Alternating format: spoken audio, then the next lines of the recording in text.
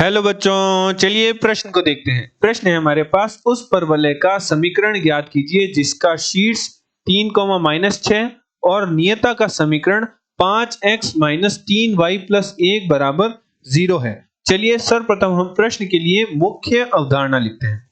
मुख्य अवधारणा, मान लीजिए हमारे पास परवलय का मानक समीकरण है y का वर्ग बराबर 4ax। तो निम्न परवलय का जो हमारा पास वक्र है वो कुछ इस प्रकार बनेगा। ये यदि हमारा x अक्ष है और ये हमारा y अक्ष है, तो हमारा परवलय का जो शीर्ष है वह मूल बिंदु पर उपस्थित होगा, जिसके निर्देशांक हम मान लेते हैं, जिसे हम a नाम दे देते हैं, जिसके निर्देशांक हम हमारे पास प्राप्त होंगे 0,0। और परवलय की नाभि है उसे हम b बिंदु नाम दे देते हैं, तो जिसके निर्देशांक हमारे पास प्राप्त होंगे a,0 और परवलय के शीर्ष के निर्देशांक हमारे पास प्राप्त होंगे 0,0। निम्न परवलय के लिए परवलय की नियता परवलय के अक्ष के लंबवत और शीर्ष से a दूरी पर उपस्थित होंगी, जिसकी समीकरण हमारे पास होगी x बराबर -a एवं परवलय का अक्ष जो कि x अक्ष ही है और परवलय के नियता का प्रतिच्छेद बिंदु को यदि हम c बिंदु नाम दे तो c बिंदु के निर्देशांक हमारे पास होंगे -a,0 एवं जो हमारा परवलय का शीर्ष है अर्थात a बिंदु है वह मध्य बिंदु है c व b का, अर्थात जो हमारा परवलय का शीर्ष है वह मध्य बिंदु होता है परवलय की नाभि एवं परवलय की नियता एवं परवलय के अक्ष के प्रतिच्छेद बिंदु से प्राप्त होने वाले बिंदु एवं नाभि का मध्य बिंदु होता है परवलय का शीर्ष।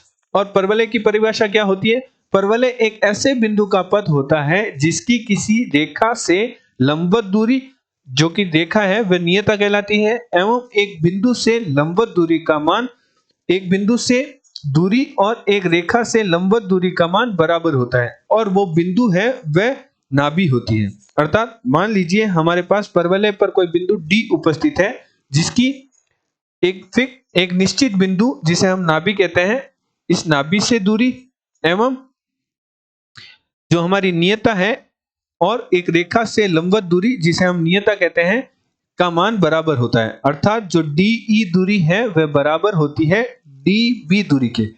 और किसी रेखा की किसी बिंदु से लंबवत दूरी किस प्रकार ज्ञात करते हैं? उदाहरण के तौर पर मान लीजिए हमारे पास एक रेखा की समीकरण है जो कि है ax + by + c बराबर 0 और एक बिंदु के निर्देशांक है x1, y1। तो x1, y1 बिंदु की रेखा से लंबवत दूरी अर्थात d दूरी का हमारे पास सूत्र होता है ax1 + by1 + c बटा वर्गमूल a का वर्ग + b का वर्ग। तो निम्न सूत्र की सहायता से हम किसी बिंदु की किसी रेखा से लंबवत दूरी ज्ञात करते हैं। अतः प्रश्नानुसार प्रश्न में हमें परवलय के शीर्ष के निर्देशांक दे रखे हैं जिसे हम a बिंदु नाम दे देते हैं जो कि है 3, एवं परवलय की नियता की समीकरण हमें दे रखी है जो कि हमें दे रखी है 5x-3y+1 बराबर 0 और हमें परवलय की समीकरण ज्ञात करने को कहा है। तो हमने मुख्य अवधारणा में देखा था कि हमारे पास परवलय की समीकरण क्या होती है। परवलय क्या हमारे पास जो परवलय की परिभाषा है वह क्या होती है? परवलय एक ऐसे बिंदु का पथ होता है जिसकी किसी रेखा से लंबवत दूरी वह रेखा होती है नियता एवं किसी निश्चित बिंदु से दूरी का मान बराबर होता है। अर्थात हम चित्र की सहायता से समझते हैं, ये हमारा परवलय है, ये हमारे परवलय का अक्ष है, ये हमारे परवलय की नियता है। ये हमारे परवलय का अक्ष है और ये हमारे परवलय की नियता है। तो परवलय पर उपस्थित परवलय एक ऐसे बिंदु का पथ होता है जिसकी किसी एक निश्चित बिंदु से जिसे हम नाभि कहते हैं एवं किसी एक निश्चित रेखा से लंबवत दूरी का मान बराबर होता है। अर्थात DE बराबर होता है DB के। तो हमारे पास लंबवत दूरी अर्थात DE दूरी तो हम प्राप्त कर सकते हैं परंतु DB दूरी प्राप्त नहीं कर सकते हैं। DB दूरी प्राप्त करने के लिए हमें नाभि के निर्देशांकों की आवश्यकता होगी, तो हम नाभि के निर्देशांक सर्वप्रथम निकालते हैं। तो नाभि के निर्देशांक हम किस प्रकार निकालेंगे? क्योंकि हमें प्रश्न में हमें परवलय के शीर्ष के निर्देशांक दे रखे हैं अर्थात A बिंदु के निर्देशांक दे रखे हैं 3, -6 और परवलय की नियता की समीकरण दे रखी है। तो B बिंदु को निकालने के लिए सर्वप्रथम हम नियता और अक्ष का प्रतिच्छेद बिंदु अर्थात C का निर्देशांक निकालेंगे और जो हमारा ए बिंदु है वह सी व बी का मध्य बिंदु होता है, तो सी का निर्देशांक प्राप्त करने के पश्चात हम हमारे पास परवलय के नाभि के निर्देशांक प्राप्त हो जाएंगे मध्य बिंदु के सूत्र से। तो सी का निर्देशांक हम किस प्रकार निकालेंगे? जो हमारा सी बिंदु है वह नियता और अक्ष का प्रतिच्छेद बिंदु है। तो हमारे पास नियता की समीकरण तो है परंतु अक्ष की समीकरण नहीं है। क्योंकि हम जानते हैं परवलय की नियता और अक्ष परस्पर लंबवत होते हैं, और यदि दो रेखाएं परस्पर लंबवत होती है तो उनकी ढाल के मध्य संबंध होता है m1 गुणा m2 बराबर -a। तो हमारे पास परवलय की नियता की समीकरण दे रखी है जो कि है 5x - 3y + 1 बराबर 0। तो हम अक्ष की समीकरण किस प्रकार निकालेंगे? अक्ष की समीकरण निकालने के लिए हमें एक बिंदु के निर्देशांक दे रखे हैं अर्थात शीर्ष के निर्देशांक दे रखे हैं। यदि हम अक्ष की ढाल निकालें तो हम अक्ष की समीकरण प्राप्त कर लेंगे। तो अक्ष की ढाल हम m1 गुणा m2 बराबर -1 के संबंध से निकालेंगे, जिसके लिए हमें जो हमारे नियता की ढाल की आवश्यकता होगी। तो चलिए हम नियता की ढाल निकालते हैं। तो 3y बराबर 5x + 1, तो y बराबर हमारे पास प्राप्त होगा 5/3 x + 1/3। तो जो x का गुणांक है वही नियता की ढाल होगी, अर्थात m1 का मान हमारे पास प्राप्त होगा 5/3।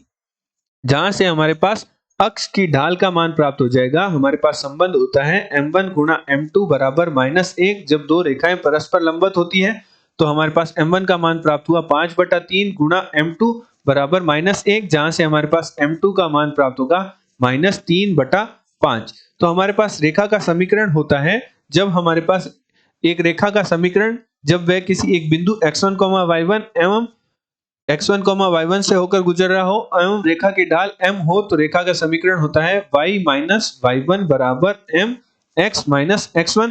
तो हम अक्ष का समीकरण निम्न सूत्र की सहायता से लिखेंगे, निम्न रेखा के समीकरण की सहायता से लिखेंगे, जहां हमारा x1, y1 क्या है? शीर्ष के निर्देशांक है।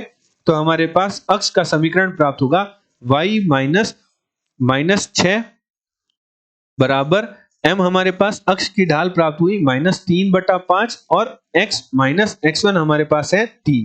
तो हल करते हैं तो हमारे पास प्राप्त होगा y + 6 बराबर -3/5 x - 3।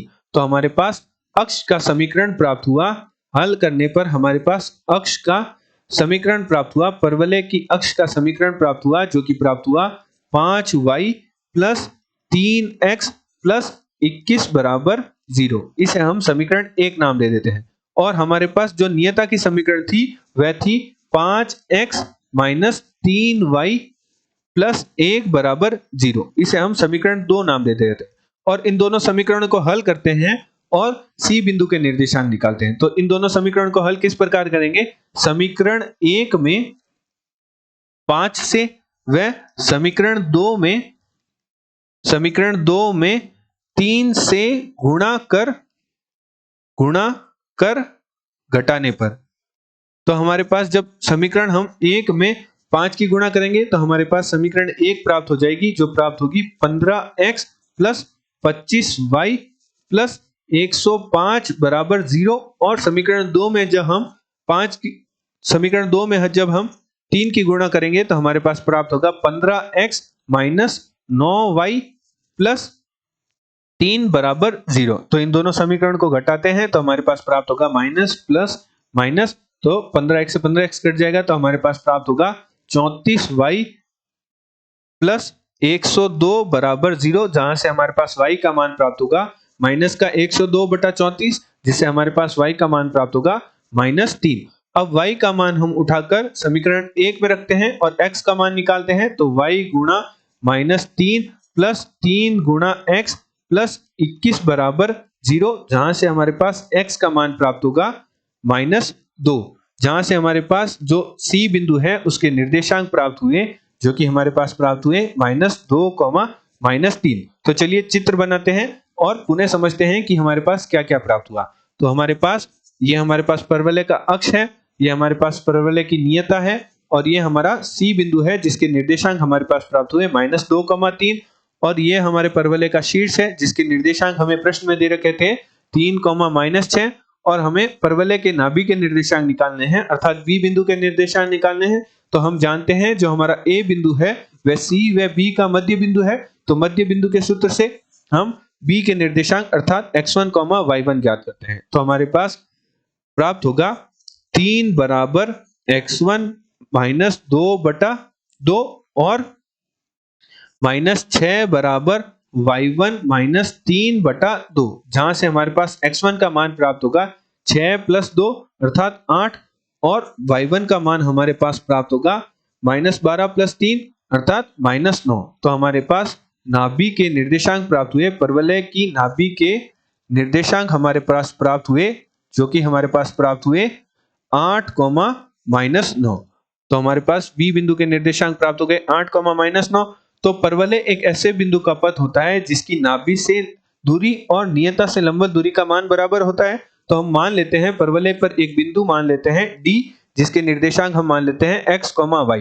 तो D की E से दूरी और नाभि से दूरी अर्थात DB और DE का मान बराबर होगा। तो चलिए सर्वप्रथम हम DE दूरी निकालते हैं। तो हमने क्या माना D परवलय पर उपस्थित बिंदु है जिसके निर्देशांक हमने माने, जिसके निर्देशांक x, y है। तो चलिए सर्वप्रथम हम DE दूरी ज्ञात करते हैं। तो हमने मुख्य अवधारणा में देखा था किसी बिंदु की किसी रेखा से लंबवत दूरी ज्ञात करने का सूत्र हमारे पास होता है, उस रेखा में x और y की जगह उस बिंदु के निर्देशांक रख देंगे। तो हमारे पास यहाँ x1, y1 क्या है, x, y ही है। तो हमारे पास जो DE दूरी प्राप्त होगी, DE दूरी हमारे पास प्राप्त होगी, वह प्राप्त होगी 5x1। तो x1 हमारे पास क्या है, x ही माना है हमने, और y1 हमारे पास क्या है, y ही है। तो 5x माइनस 3y प्लस 1 बटा वर्गमूल x के गुणांक का वर्ग जो कि है 25 और y के गुणांक का वर्ग जो कि हमारे पास है -3 का वर्ग। तो हमारे पास प्राप्त होगा 9।